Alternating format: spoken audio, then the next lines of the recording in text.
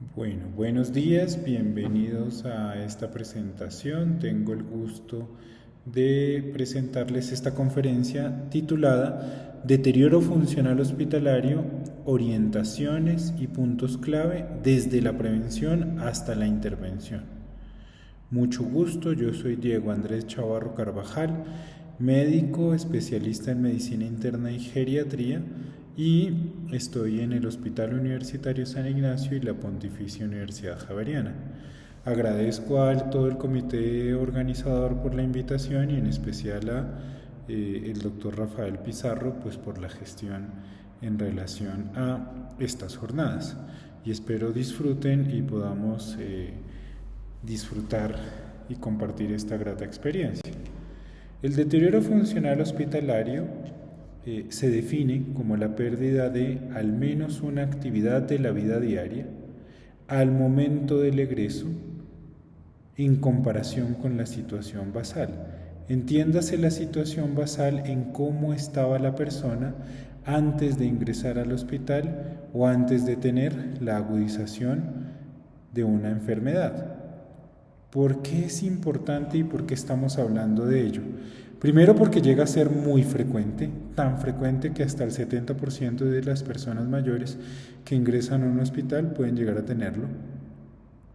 Adicionalmente, porque cuando una persona tiene deterioro funcional se relaciona con mayor estancia en el hospital, mayor probabilidad de reingreso o incluso mayor posibilidad de ser institucionalizado o ingresar a una unidad de cuidado. Eso quiere decir que ya vamos identificando que hay algunos factores de riesgo que empiezan a ser relevantes. Entonces, lo primero sería identificar qué personas estarían en riesgo y adicionalmente, identificadas las personas y los factores, poder proponer una intervención idealmente centrada en la persona. Entonces, como mencionaba, ¿qué tan frecuente es? Entonces, hay diferentes descripciones a nivel mundial. En los Estados Unidos, para el año 96, en personas de 70 o más años que eran hospitalizadas por una enfermedad aguda, su prevalencia era hasta de un 35%. Algunos estudios españoles, como los de Alarcón en el año 2010, tomando datos de personas de 65 o más años que ingresaban a un hospital por una enfermedad aguda, hasta el 70% de las personas cumplían criterios para deterioro funcional hospitalario. Y en el contexto de países como Israel, CISBER para el año 2011 describe que en personas de 70 o más años que hayan sido ingresados por una enfermedad aguda, su prevalencia estaba alrededor del 46%. Por ello, en nuestro ejemplo, en el contexto de Hospital Universitario San Ignacio, para el año 2024, teniendo en cuenta que se hospitalizan personas de 80 o más años por causa médica y una enfermedad aguda, la prevalencia estuvo descrita alrededor del 43%. Entonces, para poder entender mejor el concepto, ¿qué trayectoria funcional puede presentar una persona durante la hospitalización? En esta gráfica pueden mirar entonces en un eje la situación funcional y en el otro eje los momentos en el tiempo. Eso quiere decir antes del ingreso, al momento del ingreso y al momento de la salida. Y estas serían las trayectorias que podría tener una persona. Entonces, en este ejemplo, ingresa la persona con un Bartel de 100, o sea, es independiente para actividades de la vida diaria. Al momento del ingreso no ha perdido ninguna actividad de la vida diaria y lo ideal es que al momento del egreso estuviera exactamente igual. Sin embargo, por otras circunstancias, al momento del egreso pudo haber perdido alguna de esas actividades o incluso por la misma condición aguda. Por ejemplo, si la persona tiene disnea o alguna limitación para el movimiento, al momento del ingreso ya no es independiente, sino que necesita alguna ayuda para realizar actividades de la vida diaria, y al momento de la salida, si no se toman las intervenciones apropiadas, pues no recupera la función, o incluso podría irse peor. Entonces, seguir en esa trayectoria de declive o de deterioro. Entonces, ahí es donde es tan importante tener en cuenta estos puntos de intervención o la detección de las personas. Si tratamos de dar una explicación fisiopatológica, existen al menos dos elementos muy importantes para entender por qué una persona podría tener deterioro funcional y más aún en el contexto hospitalario. Entonces deberíamos recordar algunos cambios fisiológicos relacionados con el envejecimiento, pero además también será importante reconocer algunos factores que están asociados a la hospitalización. Entonces, ejemplos de cambios asociados al envejecimiento. El primero de ellos sería la disminución en la densidad, en la masa y en la fuerza muscular, que se puede presentar como un fenómeno normal, y ahí básicamente tendríamos que recordar que si una persona por alguna razón es sedentaria, existe un dicho muy coloquial que lo resumiría en que lo que no se usa se atrofia. Y aparecen algunos fenómenos o se potencian algunos fenómenos como sería la sarcopenia, que si bien es fisiológico, se podría potenciar en algunas circunstancias o momentos o incluso empeorar en la presencia de algunas patologías. Adicionalmente, también se puede presentar disminución en la densidad mineral ósea, de forma muy similar. Si la persona tiene una vida muy sedentaria, se podrían potenciar estos contextos en los cuales se acelera la pérdida mineral ósea. Otro fenómeno relevante es recordar que hay disminución en el agua corporal total. Desde los cambios neurológicos, el principal para resaltar sería la disminución en la velocidad del procesamiento, y a nivel pulmonar deberíamos recordar la disminución en la distensibilidad pulmonar. ¿Qué relevancia tiene este fenómeno de la distensibilidad pulmonar? Que si una persona por alguna razón tiene un fenómeno en el cual está permanentemente acostado o tiene un patrón restrictivo en el cual se limita la respiración, aumenta la probabilidad de desarrollar algunos elementos como son atelectasias, porque aumenta el espacio muerto a nivel pulmonar y por ende puede llegar a tener requerimiento de oxígeno suplementario. Si recordamos algunos factores asociados a la hospitalización, resaltaríamos el primero, es que durante un contexto hospitalario es normal y es habitual que se disminuya la movilidad por diferentes motivos. Primero, porque si se está agudamente enfermo, es normal que al sentirse mal se mueva menos, y adicionalmente tendríamos que pensar en si necesita canalización, paso de medicamentos endovenosos o incluso la utilización de otros dispositivos. Esto va a reducir aún más las posibilidades de movimiento. No debemos olvidar que el contexto hospitalario en muchos escenarios no se caracteriza por tener una gastronomía que sea tan apreciada por todas las personas, y el patrón de dieta suele ser más bien restrictivo. Y en algunos elementos, si la persona está sola o llega a tener algunos episodios de agitación, podría ser frecuente que utilicen algunas sujeciones físicas que, si bien ya no están indicadas, cada vez se recuerda la importancia de la no utilización de las sujeciones. Por algún motivo, si llegara a utilizarse, pues aumentaría algunos elementos, y tendríamos aquí también que resaltar algunas rutinas hospitalarias clásicas, ¿no? Es como, por ejemplo, si están administrando medicamentos en la madrugada, si no se favorece el descanso nocturno, si se interrumpe el patrón de sueño, pues sin duda alguna esto va a potenciar o va a acelerar algunos fenómenos en los cuales estamos sumando unas alteraciones previas o unos cambios fisiológicos previos, más otras condiciones relacionadas con la hospitalización. Entonces, ¿qué factores de riesgo tendríamos que resaltar para hablar de deterioro funcional hospitalario? El primero, por más que estemos en el contexto de gerontología o geriatría, no podemos negar la parte biológica, y es a más edad, mayor probabilidad de deterioro funcional. Es por ello que se buscan hospitalizaciones cortas que puedan resolver las condiciones agudas y que no se prolongue la estancia. Adicionalmente, personas que ya tengan alguna alteración cognitiva previa o alteraciones del ánimo, por ejemplo depresión, también se comporta como una situación de riesgo. Otro elemento importante y no menospreciable es la situación funcional previa a la hospitalización, por eso veíamos esa trayectoria. Entonces, si la persona es independiente, será muy importante que al momento del egreso no haya perdido función.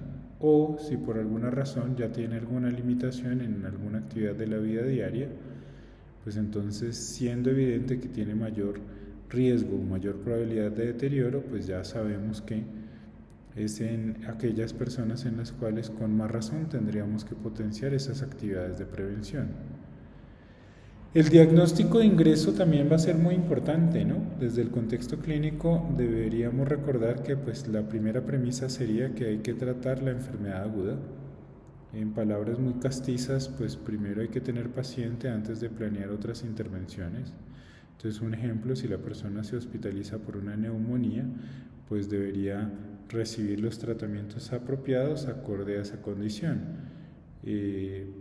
Para 2025 pensaríamos en que tenga prescripción de un antibiótico, en este caso, por ejemplo, un beta-lactámico con un macrólido. Y ya según las características individuales, si necesita líquidos endovenosos o no, si necesita oxígeno suplementario o si necesita incluso reanimación hídrica exhaustiva o el soporte vasopresor. Eso quiere decir, pues no podemos perder de vista cuál fue la razón principal por la cual se hospitalizó. Otros elementos para resaltar siempre es revisar qué medicamentos viene recibiendo la persona.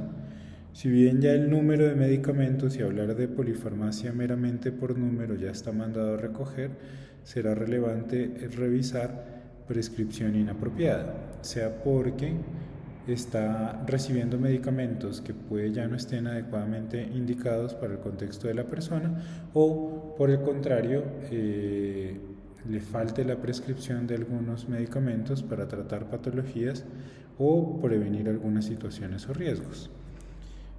También es muy frecuente en el contexto hospitalario y más aún en la persona agudamente enferma que la persona haga delirium o síndrome confusional agudo, que es lo más relevante que una persona que hace delirium, pues el mensaje principal siempre es buscar y tratar la causa. Entonces debería llamarnos la atención y si por alguna razón no tenía episodios previos, pues con más vehemencia deberíamos estar tratando de enfocar qué es lo que está pasando. Y por último, resaltaríamos todas esas rutinas hospitalarias clásicas, ¿no? Entonces, eso quiere decir, si por alguna razón no necesitamos ya el acceso venoso o el paso de líquidos endovenosos, pues entonces pasar a catéter heparinizado para que esto pueda favorecer el movimiento de la persona. Lo mismo pasaría con sondas, catéteres o tubos. Si por alguna razón, según la condición clínica, estaban indicados, una vez sea posible, pues hacer su retiro lo más pronto, según la situación clínica lo permita, para nuevamente favorecer el movimiento. De ejemplos que les puedo contar, entonces al principio cuando me presentaba les decía que yo trabajo en el Hospital Universitario San Ignacio en la ciudad de Bogotá, en Colombia. Mi contexto es en el contexto hospitalario. Nosotros tenemos un modelo de unidad de agudos en el cual la capacidad instalada es un grupo de hospitalización para atender al menos 10 o 15 personas. Entonces, como en total somos 5 grupos de hospitalización y adicionalmente hay un grupo de interconsultas, una clínica de lesiones por presión y atención con énfasis en ortogeriatría, entonces el promedio de pacientes en el contexto hospitalario suele estar alrededor de 60 pacientes. ¿Qué características o qué criterios de ingreso tenemos? Primero, que sean personas de 80 o más años, que se hospitalicen por causa médica, o si son menores de 80 deberán cumplir que tenga síndromes geriátricos. El ejemplo sería multimorbilidad o polifarmacia o alteraciones cognitivas o tengan reingresos hospitalarios muy frecuentes o problemática social. Entonces, cuando ya vemos, pues son personas muy particulares, no solamente por ser mayores, sino pues porque usualmente tienen una alta carga de morbilidad y pues requieren atención especializada en el contexto hospitalario. Entonces, como les contaba, para nosotros cuando hemos empezado a hacer estas mediciones, pues la prevalencia de deterioro funcional hospitalario es relativamente alto, en un porcentaje de un 41%. Y cuando tratamos de entender qué fenómenos se han asociado al deterioro funcional hospitalario, pues lo primero es que efectivamente duran más tiempo hospitalizados. Entonces una persona que presenta deterioro funcional hospitalario tiene hasta 2.25 veces más posibilidad de durar mayor tiempo hospitalizado, a su vez de tener malnutrición o desarrollar delirium. Entonces estos elementos son relevantes y como vemos las particularidades de las poblaciones que atendemos, la mayoría de ellos entonces efectivamente tienen demencia previa, tienen desnutrición, entonces son una población con una particularidad especial de atención. Entonces, ¿por qué les pongo este contexto? Justamente para darles nuestro ejemplo y la propuesta de intervención que incluso está en curso para nosotros y ha permitido disminuir la incidencia de deterioro funcional hospitalario para el 2025. Lo primero es resaltar la atención geriátrica especializada y a su vez la importancia del equipo multidisciplinario. Entonces, en nuestro ejemplo tenemos la fortuna no solamente de tener la atención por geriatría, sino adicionalmente el trabajo en conjunto con enfermería, con nutrición clínica y con un equipo de rehabilitación. En este caso, en nuestro ejemplo es con terapia física. El segundo punto relevante sería la identificación del paciente en riesgo. Entonces, nuevamente, para gustos los colores, existen algunas escalas, como puede ser el HARP, el ISAR, que están diseñados para la detección de personas con alto riesgo. Sin embargo, en nuestro caso, hicimos la validación de estas escalas y como en nuestro ejemplo, normalmente la atención empieza por geriatría. Entonces, cuando las realizaba las escalas, un geriatra pues era superior el juicio clínico al resultado de la escala. Sin embargo, es una buena posibilidad, sería un gran escenario para la aplicación por enfermería. Otro de los elementos sería la implementación temprana de una estrategia de rehabilitación. Entonces, cuando tratamos de entender qué circunstancias se estaban modificando o disminuían la probabilidad de desarrollar deterioro funcional hospitalario, entonces vimos cómo si la persona recibía al menos una sesión de terapia física durante su estancia hospitalaria, disminuía hasta en un 65% la posibilidad de desarrollar deterioro funcional hospitalario. Entonces vemos cómo nuevamente sigue siendo importante una intervención aguda y en este caso el trabajo interdisciplinario, que va a ser una de las particularidades y uno de los grandes aprendizajes en este contexto. Entonces, ¿cómo hacemos la intervención? Entonces, sin duda alguna deberíamos primero intervenir los factores de riesgo modificables, iniciando por los del paciente y los del entorno. Entonces, como ya en parte había mencionado, deberíamos recordar primero tratar la enfermedad de índice, hacer un abordaje basado en problemas y centrado en la persona y nunca olvidar revisar todos los medicamentos que venga recibiendo la persona. ¿Qué otras acciones podríamos tener? Entonces, favorecer la movilidad, por ejemplo, retirando sondas, catéteres o tubos. Los líquidos endovenosos si ya no están indicados. La prescripción de terapia física. Reiniciar la vía oral siempre y cuando esto sea posible. Considerar la valoración por nutrición clínica si está indicada. Tratar de romper esas rutinas hospitalarias que puedan entonces más bien favorecer el descanso nocturno y, como mencionaba, revisar medicamentos o incluso la hora o la prescripción de los medicamentos. Entonces, todo ello para llegar a este mensaje final o estos mensajes para llegar a casa. El ingreso hospitalario siempre supone un riesgo para la persona mayor y tiene una alta probabilidad de sufrir eventos adversos, dentro de ellos el deterioro funcional. Los principales factores de riesgo que están asociados son la edad, la inmovilidad, las alteraciones cognitivas y del ánimo, la situación funcional previa al ingreso. Detectar a las personas en riesgo para poder poner en marcha estas acciones para prevenir el deterioro pues van a ser cruciales, y el gran aprendizaje es que el trabajo interdisciplinario siempre va a ser la clave. Muchas gracias y que sigamos disfrutando de estas jornadas. Y estaré atento a todas sus preguntas o comentarios.